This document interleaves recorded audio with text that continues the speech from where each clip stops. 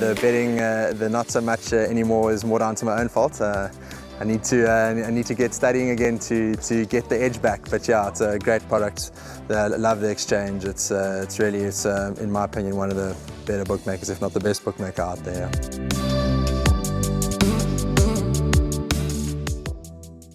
We're on to the lucky last, race number 10. It's going to jump at 16:30 WSB 24/7 customer support FM 76 handicap. Over 1,400 meters it is for fillies and mares. We've got 2 interviews lined up for you, one with Duncan Howells and one with Mark Dixon. We need all the help we can get here because this is a tough race. Oriental Bouquet, she surprised me first time out. Wasn't expecting her to win. I thought it would be a bit short for her.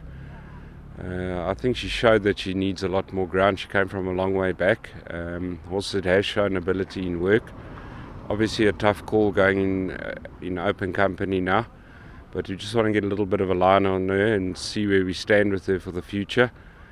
I think on what I'm seeing at home, she can run in the money, and I'm expecting quite a nice run from her. Shell Seeker, yeah, a lot of ability. She seems to be her own worst enemy, really. She just takes too much of a hold. She's too keen in her races.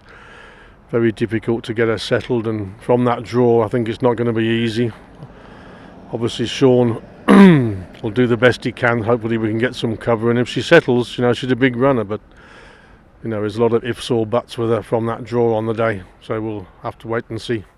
A very, very tricky race to close off proceedings here. It's very, very tough. It's an open betting race, but what I can tell you that there has been some betting support for number 2, Dans Malord from the MJ Odendaal yard with Grand Van die Kerk aboard. This is currently trading at around about 3-1, 33-10 in the various fixed odds platforms. I do think this could be one of the principal runners here with no degree of confidence. It's a very, very open race, and I can tell you if you can catch this quartet, it's going to pay absolute bombs.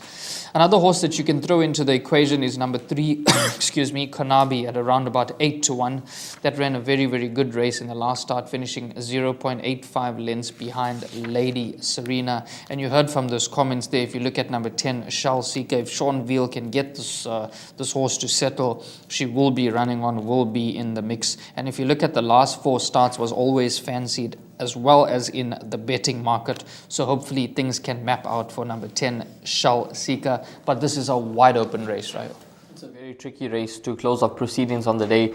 Obviously the horses that come into the race with the most consistent and best form is number 2, Dance Malord, and number 4, Just Be Nice, who has certainly found a form up in the high felt. Keegan Melo now gets a ride from Keratila Kachedi, who was claiming on this individual, which certainly gave her the upper hand. No claiming now, but Keegan gets aboard and he could certainly make the difference with this individual. 1,400 meters, 1 run for 1/3, so she'll definitely run well. Conchita, a horse that I think you must include. Maybe 1,400 is a touch sharp for her, but I think she's a horse that will be doing the best work at the finish. She's got just 52.5, so she'll be a horse that I include into the mix. And then another runner at around 16-1 in the market that will be the top choice for me at those odds is going to be number 9, Mystic Angel. Now, she's dropped in the rating from a 79 down to a 68. She has a 3rd run for Gareth Van Zyl. She carries just 54 kgs on the back. I think they're going to go forward with this individual, and I think she's going to run a cheeky race at those odds of around 16-1.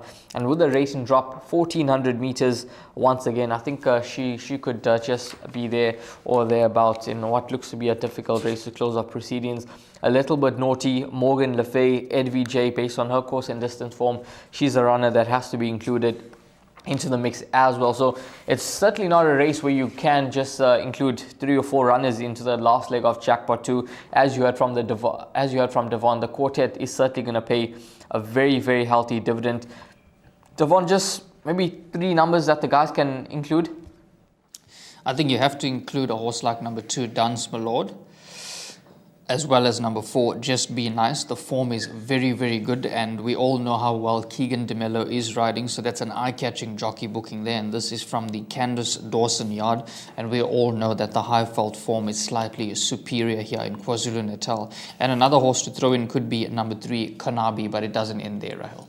So 2, 3, 4, those are going to be the 3 numbers that Devon plays around. I'm going to go numbers 2, 4, 6 and 9. I'll play the exactors, box trifectas with those numbers, and maybe those are the numbers that you can certainly include into the final leg of Jackpot 2. We hope that we've managed to guide you in the best possible direction with these 10 races on the program. Not easy racing, but it's quality racing that we can look forward to on a Saturday at Hollywoodbets Greyville. It is, of course, the World Sports Betting 1900, which is the headline on the day. Devon, thanks very much for your time, and all the best. Have a good weekend, and hopefully racing on Saturday is entertaining. Yeah, it's definitely going to be an action-packed day. We look forward to the 10 races on the program at Hollywoodbets Greyville on Saturday.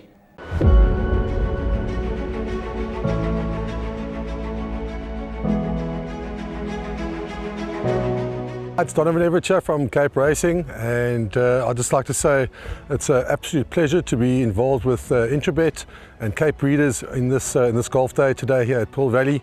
It's fantastic for the industry to see all the relevant stakeholders coming down and having a good time and networking, and it's exactly what the industry needs right now in terms of moving forward and recreating some positivity to take us forward into the next year.